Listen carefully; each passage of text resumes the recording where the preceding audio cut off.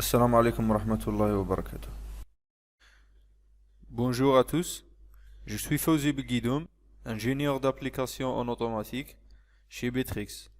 Aujourd'hui, nous allons vous présenter un sujet sur la modélisation et contrôle de forage sous pression gérée à l'aide de MATLAB. Mais avant d'entrer dans les détails, j'aimerais bien vous présenter le résultat final de notre travail aujourd'hui. Donc, comme vous pouvez voir ici, nous avons construit un modèle dans Simulink que nous utilisons pour simuler le système de forage sous pression gérée. Il y a deux parties principales, le modèle du système de forage et il y a aussi une partie de régulateur PID qui nous permettent de contrôler le système pour obtenir les performances désirées et de gérer les perturbations.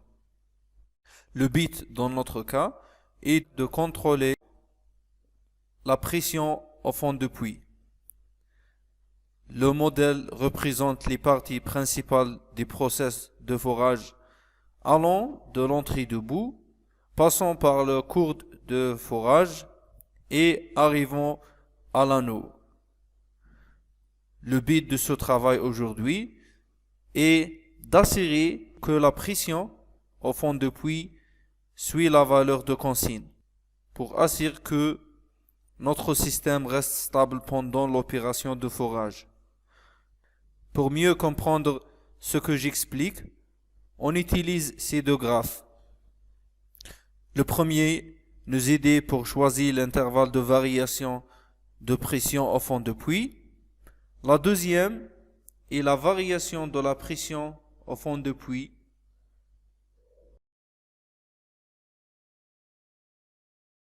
Comme vous pouvez voir dans cette figure, la pression au fond de puits suit la valeur de consigne, ce qui varie avec le temps. Revenons maintenant à notre présentation. L'ordre du jour de cette présentation sera comme suit.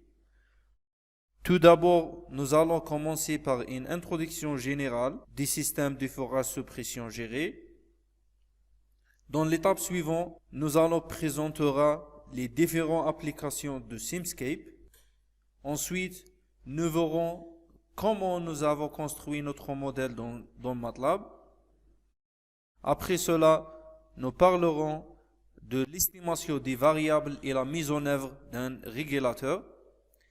Et on terminera par une conclusion. Et bien sûr, à la fin de cette présentation, nous ouvrons la discussion pour répondre à vos questions. Le forage des puits peut être une tâche difficile en raison de la dynamique très complexe d'écoulement multiphase, potentiellement composé de boue de forage, de pétrole ou bien de gaz. La figure suivante représente un exemple simple de l'opération de forage. Comme vous pouvez le voir, le bout de forage est pompé à travers le train de forage pour aider dans le processus de forage et remonte ensuite à travers l'anneau. Comme vous le savez tous, lorsque nous forons plus profondément, la formation autour du puits applique plus de pression, connue sur le nom de pression interstitielle ou bien pore pressure. Donc, il faut que nous assurons que la pression dans l'anneau est toujours suffisamment élevée pour surmonter la pression appliquée par la formation, ou bien la pression interstitielle. Mais une autre chose que nous devons considérer est que la pression dans l'anneau ne doit pas être aussi haut au point où nous provoque des fractures dans la formation autour du puits. Donc, pendant l'opération de forage, la pression dans l'anneau doit toujours être maintenue dans l'intervalle entre ces deux. Cet intervalle est appelé la fenêtre de forage. La méthode de forage conventionnelle dépend du contrôle de la pression dans l'anneau en augmentant uniquement le débit de boue entrant dans le puits à travers le train de forage. Mais cette méthode a ses limites lorsque le forage est plus profond. D'autre part, l'ajout d'un pompe de contre-pression qui pompe le bout du forage à travers l'anneau prouve d'aider à fourrer des puits plus profonds en maintenant la pression de l'anneau dans la fenêtre de forage. On commence maintenant par la première partie dans laquelle nous allons donner une introduction générale sur la modélisation des différents systèmes utilisant Simscape. MATLAB et Simulink proposent de nombreux outils pour la modélisation des systèmes physiques en utilisant la toolbox qu'on appelle Simscape.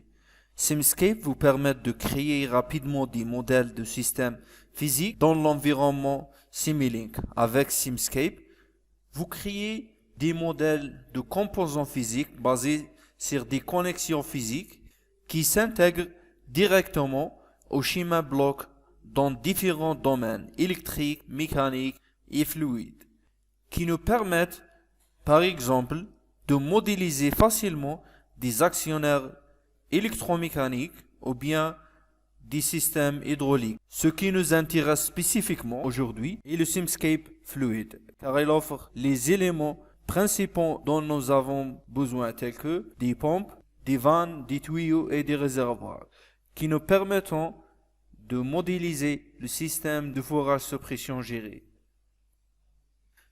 Avant d'aller plus loin, j'aimerais bien d'abord de vous présenter une comparaison entre Simulink et Simscape. Le modèle à gauche est construit à l'aide de Simulink et celui de droite est construit à l'aide de Simscape. Le modèle construit à l'aide de Simulink a des intégrateurs et des blocs des opérations mathématiques de base, ce qui signifie que nous avons besoin de construire les équations des systèmes physiques de zéro pour modéliser le système. Par contre, le modèle de Simscape construit à l'aide des blocs qui représentent les éléments physiques déjà prêts comme des amortisseurs, des ressorts et des masses, qui nous permettent de créer le modèle directement en utilisant le schéma bloc du système sans avoir besoin des équations mathématiques. Le modèle du forage sous pression géré que nous avons est construit à partir des trois parties principales. Le premier, c'est le modèle des systèmes de forage avec Simscape. La deuxième est le bloc d'estimation pour l'estimation des paramètres dont on n'a pas accès. Et le troisième est la partie des régulateurs pour régler la pression au fond du puits. Au cours de cette présentation aujourd'hui, nous parlerons de chacun de ces parties séparément pour mieux comprendre le fonctionnement des systèmes. Passons maintenant à l'étape suivante, qui consiste à modéliser le processus de forage sous pression géré en utilisant Simscape. Donc, dans cette première partie, nous discuterons la modélisation du système de forage sous pression géré à l'aide de Simscape. Passons maintenant pour voir comment le modèle a été construit. Le modèle de notre système est représenté dans la partie suivante. L'entrée de notre système commence à partir du bout dans la source, passant par le train de forage et hors des trains de forage à travers le trépan de forage et à travers l'anneau jusqu'à la pompe de contre-pression qui contrôle la pression dans l'anneau ou bien dans l'espace annulaire. Comme vous pouvez le voir ici, ce sont les différents éléments représentant le système à partir de la source du bout, passant par cet élément ici, qui est une pompe qui va nous donner un débit constant de la boue du forage et à travers le train de forage. Le bloc que vous voyez ici est un type résistif non newtonien dont nous parlerons ensuite. Mais cela nous aide principalement à reproduire le mouvement des fluides dans le système réel. Et bien sûr, nous avons cet élément ici qui nous permettent de sélectionner les caractéristiques de boue de forage. Après cela, la boue de forage traverse le trépan de forage qui est représenté par ce bloc. Vous pouvez modifier les paramètres de ce bloc sur votre propre système. Comme vous pouvez voir, nous avons les différents paramètres de ce trépan de forage. La perturbation la plus importante dans notre système est le flux de réservoir pendant le forage. il peut y avoir une fuite du réservoir ou bien une perte du bout de fourrage vers la formation autour du puits. Et comme le flux des fluides influence la pression, nous avons donc choisi d'ajouter une perturbation au modèle qui est représentée par une pompe qui nous donne un flux constant que nous pouvons utiliser pour simuler la présence d'un coup de pied ou bien qu'on appelle kick. Ensuite, la boue monte à travers l'espace annulaire qui a également un type résistif non newtonien. Et enfin, la pompe de contre-pression qui nous permet de contrôler la pression dans l'anneau. Comme nous avons mentionné précédemment, pour assurer que la circulation de la boue reproduit sa circulation dans le système réel, nous avons ajouté ce bloc qui représente le mouvement des fluides non newtoniens dans le train de fourrage et dans l'anneau. Alors, avant d'aller plus loin, parlons des différents types de fluides et pourquoi nous avons besoin d'un fluide non newtonien avant de continuer. Revenons maintenant à la présentation.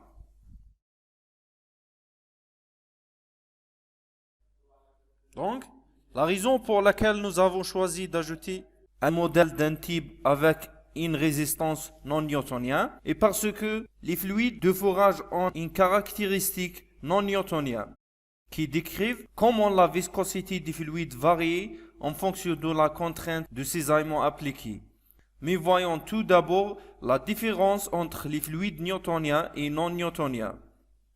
Pour voir la différence entre ces fluides, nous utiliserons un diagramme de contrainte de cisaillement par rapport à un taux de cisaillement. La courbe de la pente est basée sur la viscosité des fluides.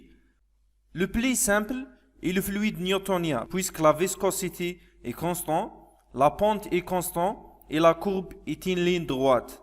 Considérons ensuite les fluides de fluidification par cisaillement. Dans ce cas, la viscosité dominera lorsque la contrainte s'applique. D'autre part, et sous la courbe newtonienne, nous avons ce que nous appelons l'épaississement par cisaillement des fluides non newtoniens. Dans ce cas, la viscosité augmente lorsque la contrainte s'applique. Ce qui nous intéresse est le fluide de fourrage. L'écoulement de la boue de fourrage ne commencera que lorsque la contrainte de cisaillement atteindra une valeur minimale, taux 0. Après cela, l'écoulement est similaire à celui d'un fluide newtonien, car la viscosité est constante qui ne varie pas avec le taux de cisaillement. On passe maintenant à la partie suivante. Donc, comment MATLAB peut nous aider dans la modélisation du mouvement des fluides non newtoniens? Nous pouvons utiliser Simscape pour construire un modèle qui vous montre la différence entre les fluides newtoniens et non newtoniens. Passons maintenant au Simulink pour voir notre modèle. Donc, c'est un modèle simple partant d'une source de pression, puis passant par une pompe. Ensuite, le fluide en eau passe par un type résistif non newtonien et celui du bas passe par un type résistif hydraulique. Le type non newtonien nous permet de reproduire le changement de viscosité de la fluide, ce qui signifie que le débit de la sortie va être affecté.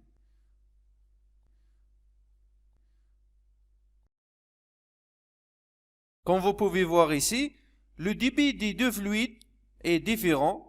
Les fluides non newtoniens ont un débit plus faible que les fluides newtoniens en raison du changement de la viscosité en fonction de la pression appliquée. Alors, pouvoir reproduire le mouvement des fluides dans le système réel nous permettra de rendre le modèle plus fiable. Maintenant, on passe à la partie suivante. Une fois la modélisation du process est terminée, passons maintenant à l'étape suivante qui consiste à estimer les variables et à ajouter un régulateur au process. On commence par le bloc de l'estimation des variables. Cette figure que vous voyez ici est un modèle simple du système à partir de l'entrée de la boue, puis passant par le trépan de forage et par la pompe de contre-pression. Ainsi, comme l'a montré cette figure, certaines variables du système sont accessibles et d'autres doivent être estimées. L'estimation se concentrera sur le débit du réservoir et la pression au fond du puits, qui va être utilisé pour le contrôle du process.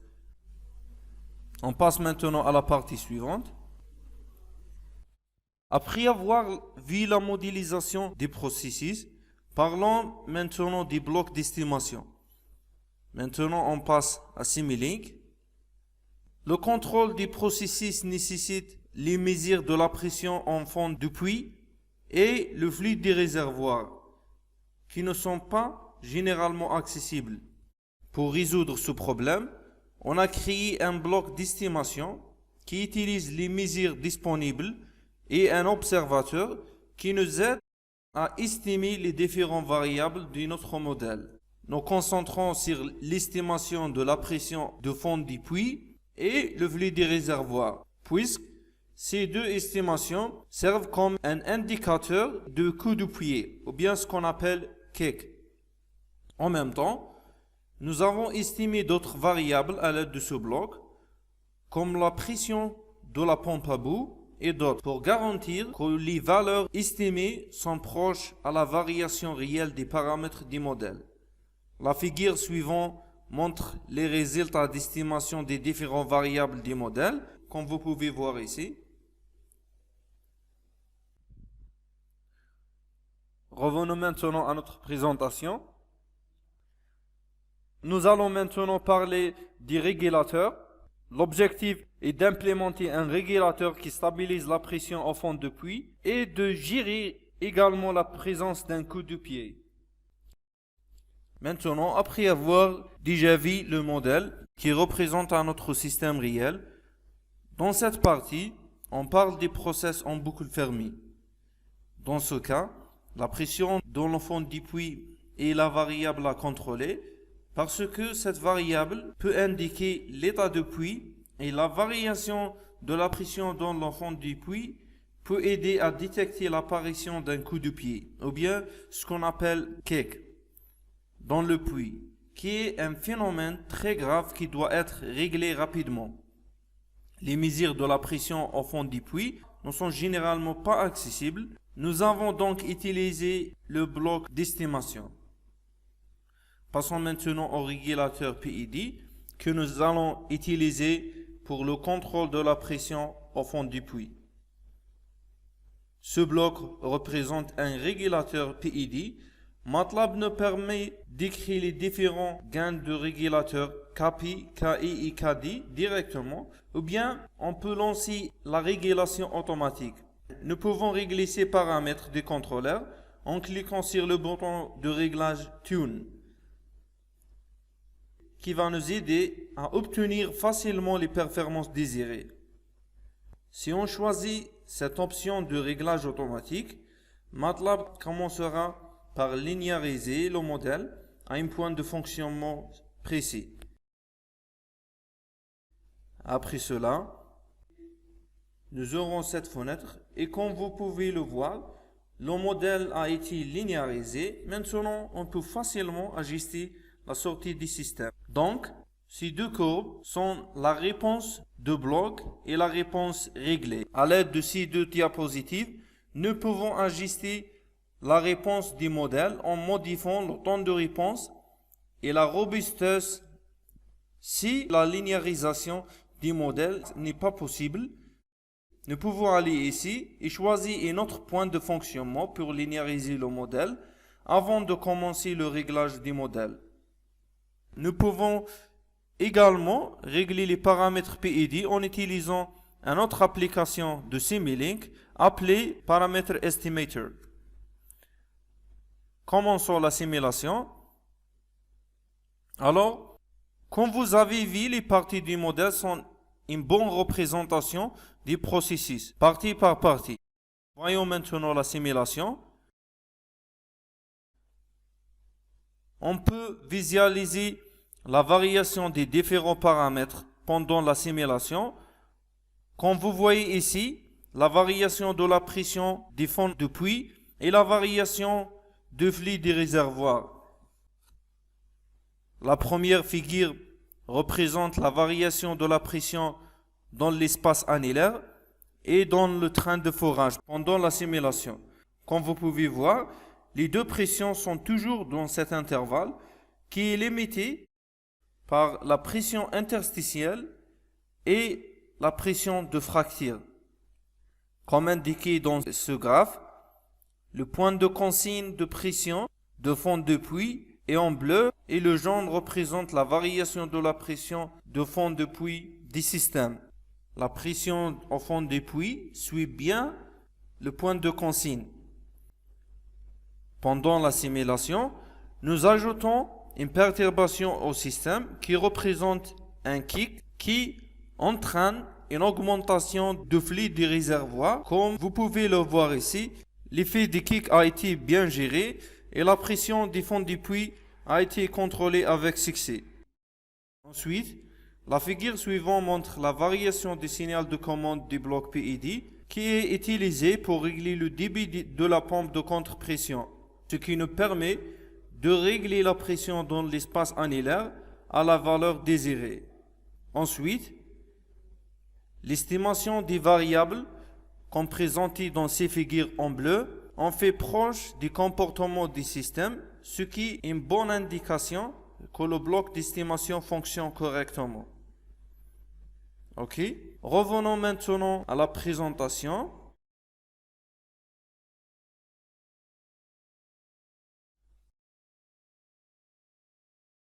Puisque notre bloc d'estimation fonctionne maintenant bien dans la simulation, l'étape suivante consiste généralement à l'implémenter dans un automate programmable. Pour le faire, MATLAB fournit pas mal d'outils qui permettent de générer directement du code embarquable à partir des blocs de simulation. Nous pouvons générer automatiquement un code PLC à partir des blocs Simulink que nous avons construits sous différentes formes, schémas, ladder, texte structuré. L'objectif étant dans ce cas d'embarquer le bloc d'estimation directement dans un automate programmable pour estimer les différents paramètres dans le puits auxquels nous n'avons pas accès. Maintenant, on résume les idées principales que nous avons vues dans la présentation. Au cours de cette présentation, nous avons vu les principales parties du modèle de forage sous pression gérée. Le modèle comportait trois parties principales. Le premier est le modèle de process de forage sous pression gérée, dans lequel nous avons utilisé des éléments de Simscape fluide, tels que des pompes et des capteurs de pression. Nous avons également ajouté un bloc qui nous aide à reproduire le changement de viscosité de la boue de forage pendant l'opération de forage, pour rendre le modèle plus fiable. La deuxième partie a concerné l'implémentation d'un bloc d'estimation qui a été utilisé pour estimer les variables non mesurables ou non accessibles, telles que la pression au fond du puits et le flux des réservoirs.